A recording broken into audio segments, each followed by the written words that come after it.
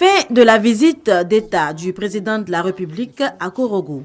Le président Alassane Ouattara, qui a passé une semaine dans le district des Savanes, était porteur d'un message de paix, d'union et de réconciliation pour la reconstruction de la Côte d'Ivoire. Se réconcilier n'est pas chose facile, surtout pour ceux et celles qui ont perdu des parents, qui ont perdu des enfants.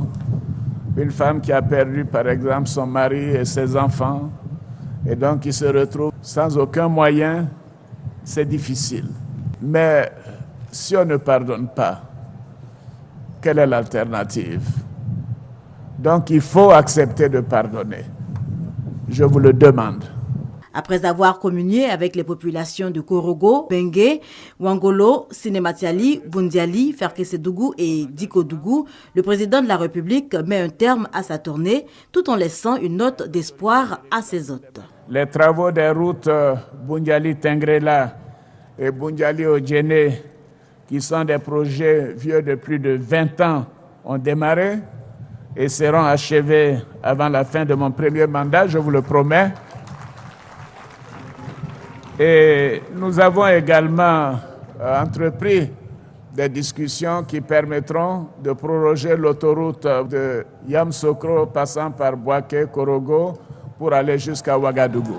Sur à peu près 100 villages, il n'y a que 15 qui sont électrifiés. Et nous avons décidé, avec les mesures qui sont prises, que d'ici 2015-2016, nous allons porter ce chiffre à 50 ou 60%.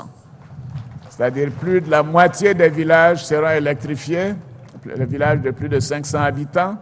Pour les étudiants, nous avons promis de vous fournir des bus dans les semaines qui viennent. En attendant la réalisation de ces chantiers annoncés, le chef de l'État a offert 47 véhicules de commandement au corps préfectoral, 3 ambulances et des engins de salubrité au district. La première dame, Dominique Ouattara, a également fait parler son cœur en faveur des populations du district des Savanes au cours de cette visite d'État.